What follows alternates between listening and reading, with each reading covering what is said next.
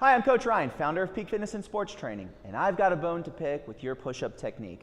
The push-up should be a foundational exercise, but we see a lot of compensations when people set up to do it. In fact, there are 4 major problems. Number 1, people fall out of alignment, and as a consequence, they can't find their abs, they can't reach long, and what looks like it should be an exercise for shoulder health and core becomes something where we have these aberrant and compensatory movement patterns. Now, the possibility on the other side is that you can actually set up for a push-up in a way that allows you to promote shoulder health and optimal mechanics of the shoulder. You can actually feel your abs, and number 3, you can build a foundation that's going to allow you to advance yourself to more progressive bodyweight exercises, such as the chin-up. So how do we set this up? Well, we have a few principles here that we coach our people on at PeakFest. Number 1, you have to maintain the box. What is the box? Simply put, it's your core. We teach it as 2 sides, front and a back, and a top and the bottom. I learned this from Coach Mike Robertson years ago. You see, what happens is most people lose the top and the bottom. So the ribs flare out just a little bit and the hips tilt down.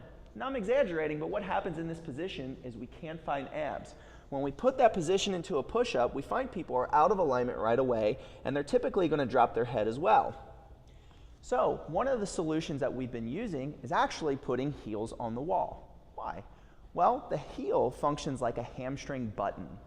When you press the heel into the ground or a wall, you can find some hamstrings, and they're very valuable for maintaining that pelvic tilt or closing the bottom of the box.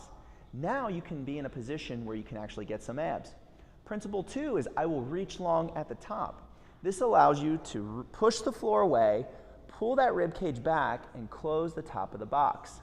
So when we set it up, it looks like this. Heels are to the wall. Now the knees might be a little bit bent, that's okay. And by reaching long, you can find that we're going to set ourselves up in a very good position. Now the next thing is, in terms of execution, I will think bend rather than down. When people think down, they see with their eyes, and they start to drop their head to approach the ground. You want to maintain this position and just bend through the elbows. Now, more than the elbows will move, but we found this cue very effective for allowing people to maintain that core stability and then move through the push-up. Principle 4 is your hands are not pegs.